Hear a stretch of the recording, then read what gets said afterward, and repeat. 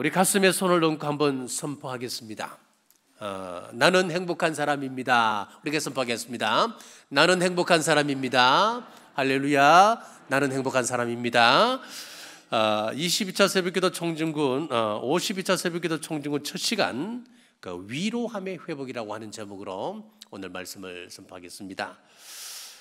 우리는 모두 위로가 필요한 사람입니다. 하나님의 위로가 반드시 필요합니다. 자, 위로라고 하는 말은 슬픔이 변하여 기쁨이 된다, 그런 뜻을 가지고 있습니다. 자, 구약에서 위로의 뜻을 가진 사람들이 많이 나오는데 그 가운데 한 사람이 나훔이라고 하는 사람인데, 이 나훔이라고 하는 뜻은 위로자, 그런 뜻을 가지고 있습니다. 또 우리가 잘 아는 무너진 예루살렘 성벽을 재건했던 사람이 느헤미야인데, 느헤미야의 뜻이 어떤 뜻이냐면은 하나님이 위로하신다, 그런 뜻을 가지고 있습니다. 자, 이 외에도 위로의 뜻을 가진 사람들은 많이 있습니다.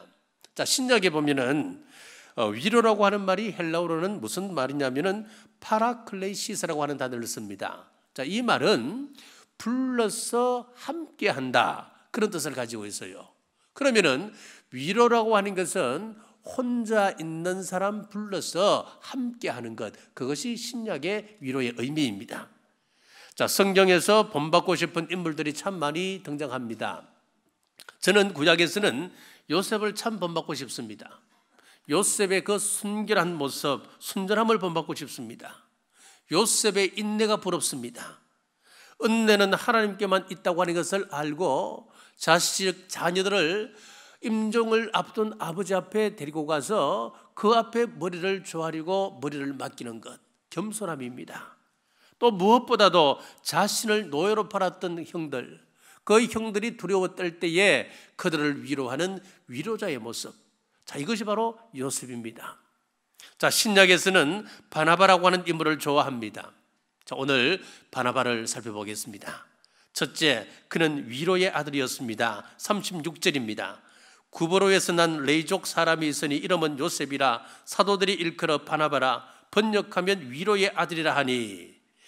자, 이 바나바의 원래 이름은 요셉이었습니다. 요셉이었는데 왜 바나바로 우리가 더 익히 우리는 알고 있냐면은 제자들이 이 요셉의 모습을 보니까 너무나 사람들을 잘 세우고 위로하고 격려하는 일에 특화된 사람이거든요. 그래서 사람들이 야, 저 사람 별명은 바나바다, 바나바, 위로하는 사람이다, 위로의 아들이다, 자, 그렇게 부르기 시작했어요. 그렇게 별명을 붙였단 말입니다. 그래서 초대 교회에서는 요셉이라고 하는 본명보다는 그의 별명 바나바가 더 알려지게 된 거예요. 자, 바나바는 팔레스틴에서 태어난 사람이 아닙니다. 구브로에서 태어났습니다. 그러니까 외국에 거주하는 유대인이었습니다. 그는 레위족이었습니다마는 제사장도 아니었습니다. 선지자도 아니었습니다. 예수님의 사도도 아니었습니다. 그러나 사도행전에 보면은 이 바나바는 바울과 함께 거의 동급으로 중요한 지도자였다고 하는 것을 알게 되는 겁니다. 무엇이 평범한 이 바나바로 하여금 위대한 사역자로 기억되게 했을까요? 그것은 그의 위로자의 삶 때문이었습니다. 하나님께서는 믿는 성도들에게 여러 가지 은사를 선물로 주시는데 그중 하나가 위로의 은사라고 하는 것을 말씀하고 있습니다. 로마서 12장 6절에서 8절입니다. 우리에게 주신 은혜로 받은 은사가 각각 다르니 혹 예언이면 믿음의 분수대로, 혹 섬기는 일이면 섬기는 일로, 혹 가르치는 자면 가르치는 일로, 혹 위로하는 자면 위로하는 일로, 구제하는 자는 성실함으로 할 것이니라. 자, 여기 보면은 분명히 위로하는 것은 하나님의 은사 가운데 하나예요. 그러니까 이 위로라고 하는 것은 우리가 아무나 할 수 있는 그런 게 아니라는 것을 알 수가 있습니다. 왜 하나님이 주시는 은사인지 한번 보십시오. 우리들은 세상에서 수많은 어려움을 겪는데 하나님 주신 은사를 가지고 나아가면 하나님의 위로를 전하는 통로가 될 수가 있습니다. 자, 상처 입은 사람들의 마음을 사며줄 수가 있습니다. 하나님 주시는 그 위로의 은사가 그 사람에게 있다면은 슬픔을 당한 사람들이 그 사람을 통해서 위로를 받습니다. 절망에 처한 사람들이 희망을 찾습니다. 힘이 없어 쓰러져 있는 사람들에게 하나님 주신 이 위로의 은사가 있는 사람이 가게 되면 용기를 얻게 되는 거예요. 그러나 위로의 은사가 아니면 도리어 상처를 남길 수도 있습니다. 욥의 친구들을 보십시오. 그 사람들이 보통 사람들입니까? 나름 지혜자들이었습니다. 종들이 죽습니다. 가축들이 전부 몰살합니다. 그리고 집이 무너져서 이제 자식들이 죽고 자신의 몸에는 욕창이 납니다. 머리끝에서 발끝까지 가려워 견딜 수가 없는 겁니다. 기와장으로 뻑뻑 끌고 앉아 있습니다. 아내는 하나님을 욕하고 죽으라 저주합니다. 그때 사칭 지혜자라고 이야기하고 있는 욥의 친구들이 찾아와서 위로한다랍시고 뭐라고 이야기합니까? 그 욥을 보고 혀를 차면서 야, 네가 죄가 있기 때문에 지금 이런 벌을 받는 거야. 네가 회개만 해봐라. 회개하면 이 문제 해결될 거야. 회개해라. 지금 그렇게 이야기하는 거예요. 불난 집에 부채질 하듯이 친구들이 더 큰 상처를 주고 있는 모습을 보게 되는 겁니다. 여러분, 하나님 주시는 은사가 아닐 때는 지혜의 사람이라 자부하는 사람이라도 위로한다고 하는 그 말이 더 큰 상처를 주게 된다는 것을 성경은 우리에게 전하고 있는 겁니다. 하나님의 은사는 사람을 세우고 회복하는 데 목적이 있습니다. 우리가 교회 생활을 할 때에 사람을 세우지 않는다면, 사람을 회복시키는데 우리가 목적을 두지 않는다면 그것은 한번 보셔야 됩니다. 그것이 과연 하나님 주시는 은사일까, 선한 은사일까, 여러분 보셔야 되는 거예요. 하나님의 은사라고 하는 것은 사람을 세우고 회복시키는데 목적이 있습니다. 바나바는 위로하며 다른 사람을 일으켜 세우는 사람이었습니다. 자, 사울이 다메섹 도상에서 주님을 만나서 완전히 새 사람이 되었습니다. 완전히 새 사람이 되었습니다만은 예루살렘에 있는 사도들은 그 사실을 믿지를 못하는 겁니다. 분명히 쇼하는 것일 거야. 그 완악한 사람 사울이 어떻게 변해? 상종조차 하지 않는 겁니다. 그때 바나바가 사도행전 9장 27절입니다. 바나바가 데리고 사도들에게 가서 그가 길에서 어떻게 주를 보았는지와 주께서 그에게 말씀하신 일과 다메섹에서 그가 어떻게 예수의 이름으로 담대히 말하였는지를 전하니라. 바울은 바나바의 이런 노력이 없었다면은 아마 그 사람은 성경에서 사라졌을 사람입니다. 바나바는 사울을 위로하며 그의 신원을 보증해 주었습니다. 자, 이 외에도 성경에는 많은 위로자들이 등장하는데 빌립보의 루디아는 자신의 집을 유럽의 복음 전진 기지로 내어놓았습니다. 자, 복음 전진 기지로 내어놓아서 바울에게 힘을 주고 위로를 전하게 되었습니다. 또 브리스길라와 아굴라 부부는 바울과 같은 장막을 짓는 그런 전문직의 사람이었습니다. 그런데 이 사람이 항상 바울 옆에서 자신의 목이라도 내어줄 만큼 바울에게 힘과 용기를 주는 사람들이었습니다. 오늘날 이 시대야말로 위로자 바나바가 절실히 필요합니다. 너나 나나 할 것 없이 모두가 상처가 있습니다. 함께 주는 위로의 은사로서의 그 위로, 이것이 필요한 때입니다. 오늘날 세상은 격려와 위로보다는 비난과 또 비판으로 가득 차 있습니다. 남을 세우기보다는 깎아내리기 바쁩니다. 교회에서도 마찬가지입니다. 지지하고 격려하고 위로하기보다는 험담과 비난이 난무합니다. 온통 상처투성입니다. 우리 모두에게는 위로해주는 위로자가 필요합니다. 자, 핸델을 잘 아시죠? 이 핸델은 후기 바로크 음악의 거장입니다. 자, 그런데 그를 시기하는 사람들이 참 많았습니다. 그가 이제 신곡을 발표할 때쯤 되면은 공연장에 그 반대자들이 폭력배들을 동원하여서 막 그냥 아수라장을 만드는 거예요. 그래서 현대는 이 일로 인해서 큰 상처를 받고 병에 들었습니다. 그때 무명의 한 시인으로부터 한 통의 격려 편지를 받는데 내용이 이렇습니다. 그리스도는 사람들에게 버림받아서 그는 죽게 되지만은 하나님께서 그를 부활시켜서 만왕의 왕으로 삼으셨습니다. 힘내세요. 짧은 글이었습니다. 그 무명의 시인의 한 격려 편지를 받고 핸델이 깨달았습니다. 힘을 얻었습니다. 그리고 금식 기도에 들어갔어요. 23일 동안 금식하고 그 밖으로 나오지 않으니까 그 하인이 잘못된 것 아닌가 싶어서 들어가 보니까 24일째였습니다. 들어가 보니까 핸델이 환희에 찬 얼굴로 무릎을 꿇고 눈물을 툭툭 흘리며 이렇게 외치고 있는 거예요. 나는 보았다. 하늘이 열렸다. 나는 전능자 메시아를 만났다. 환희에 찬 얼굴로 그렇게 고백하고 있는 거예요. 자, 그때 메시아 중 42번인 할렐루야가 완성이 되었다는 겁니다.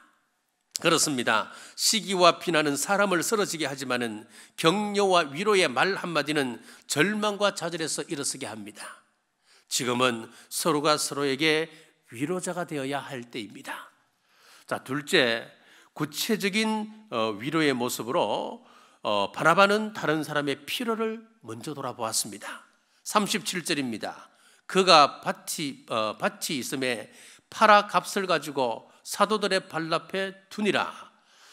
자, 36절에 보면은 이 구브로 출신이라 그랬잖아요. 이 구브로 출신이라고 하는 말은 깊은 의미가 있습니다.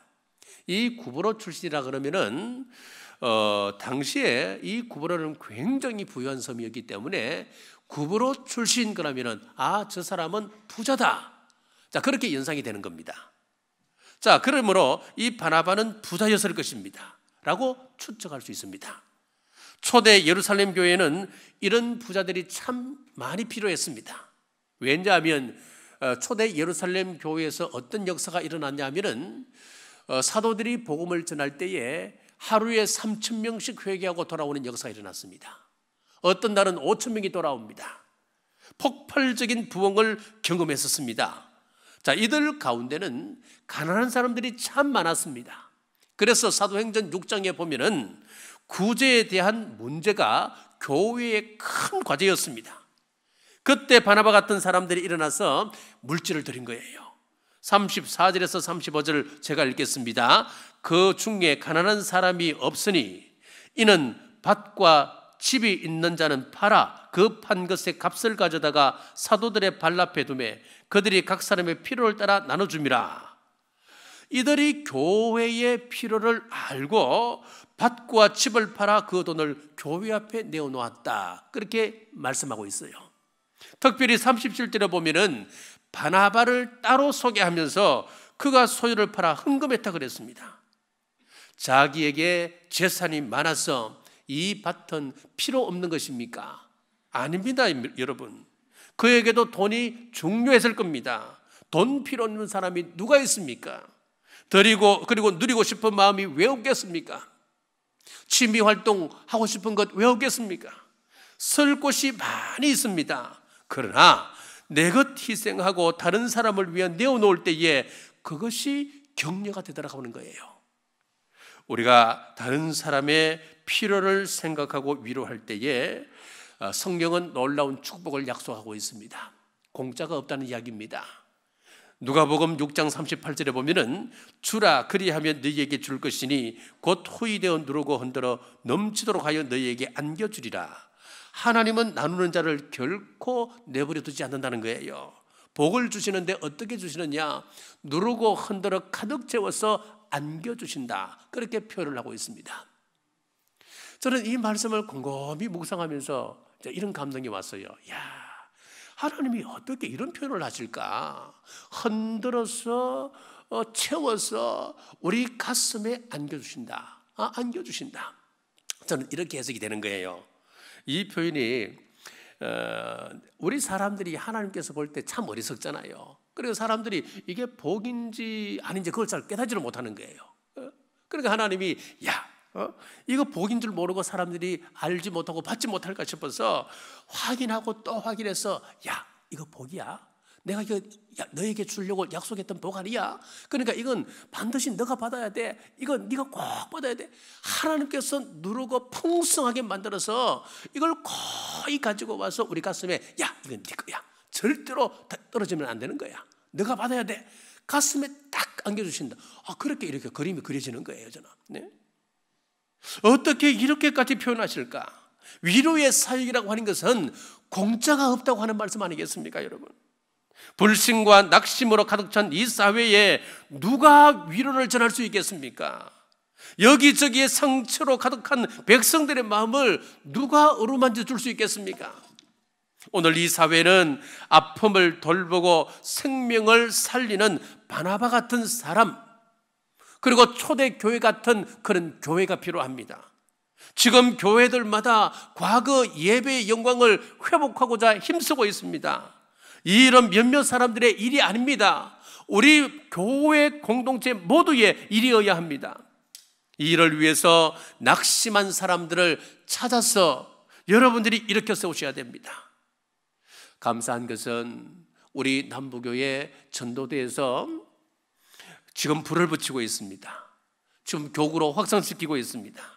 우리의 이런 작은 몸부림이 성령님의 능력에 사로잡힐 때에 다이나마이트 같은 폭발력 있는 운동으로 확산되길 기대합니다. 우리 함께 힘을 내십시다. 이런 손해보는 일이 아닙니다. 위로하여 살리는 만큼 우리 하나님께서는 흔들어 넘치도록 하여 가슴에 안겨주리라 풍성한 복을 약속하셨습니다. 이 약속 붙잡고 힘들어도 위로하시고 내 마음에 들지 않아도 지지하고 좀 손해가 되어도 격려하고 살리는 우리 남부교회 모든 성도들 되시길 주님의 이름으로 축복합니다. 기도하겠습니다. 하나님 아버지, 은혜를 감사합니다.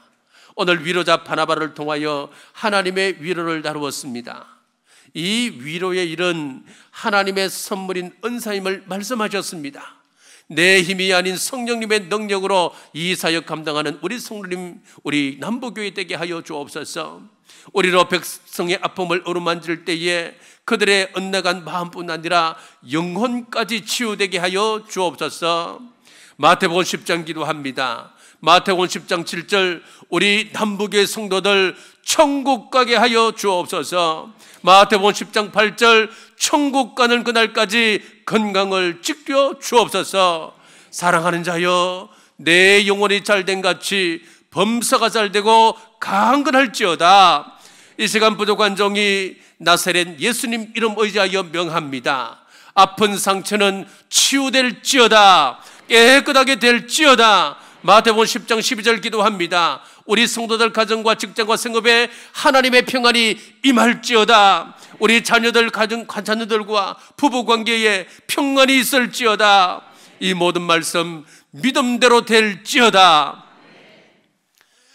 이제는 우리 주 예수 그리스도의 은혜와 우리 하나님 아버지의 무한하신 사랑과 성령님의 감동 감화 위로 교통 충만하심이 오늘 주신 말씀 앞에 순종하기로 결단하는 주의 온 권속들과 가정과 직장과 생업 위에 지금부터 영원토록 함께 하시길 간절히 축원하옵나이다.